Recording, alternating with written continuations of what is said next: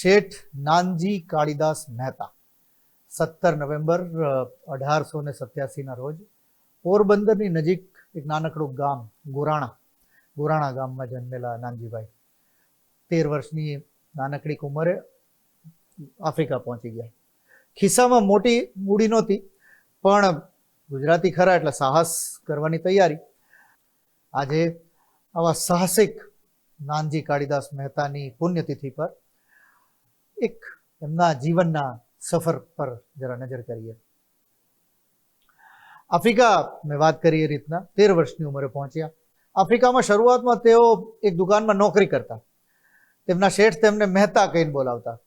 નાનજીભાઈએ પોતાનું જે મૂળ બદિયાણી એક અટક હતી એ છોડીને મહેતા અટક રાખી. એના પછી દુકાન બાદ તેઓ કપાસની જે જીનરી હોય એના બિઝનેસમાં ગયા અને થોડા વર્ષોમાં પોતાની 22 જીનરી ઊભી કરી. પણ તેમને સૌથી મોટી સફળતા જે પ્રાપ્ત થઈ એ શેરડીમાં. શેરડી આમે મીઠી ખરી ને, તો એ મીઠો સ્વાદ એમને પણ મળ્યો. યુગાન્ડાના લુગાઝીમાં તેમણે ગાઢ જંગલો કાપી અને શેરડીનું વાવેતર શરૂ કર્યું. અને પછી 1924ની આડેગાળે યુગાન્ડાની સૌથી પહેલી શુગર ફેક્ટરી આપણા એક ગુજરાતી નાનજી કાળીદાસ મહેતાએ સ્થાપી. આજે એ factory sugar corporation of Uganda limited તરીકે ઓળખાય છે. 2024માં એ કંપનીએ પોતાની 100 વર્ષની સફરની ઉજવણી કરી હતી. નાનજીભાઈને યુગાન્ડાના શુગર કિંગ તરીકે ઓળખવામાં આવતા હતા.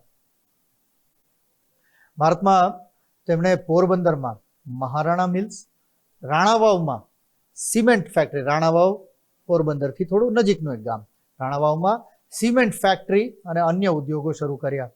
પણ તેઓ માત્ર નફો કમાનારા વેપારી નહોતા.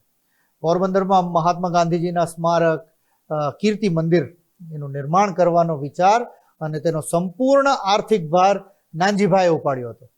તે સમયે સમાજના વિરોધ વચ્ચે પણ તેમણે છોકરીઓ માટે કન્યા કેળવણી માટે આર્ય કન્યા ગુરુકુલની સ્થાપના કરી, જ્યાં છોકરીઓને વેદ ઉપનિષદની સાથે, વિચાર કરો આ ત્યારના જમાનાની વાત છે, વેદ ઉપનિષદ સાથે છોકરીઓને રાઇફલ શૂટિંગ પણ એમની સ્કૂલમાં શીખવાડવામાં આવતું.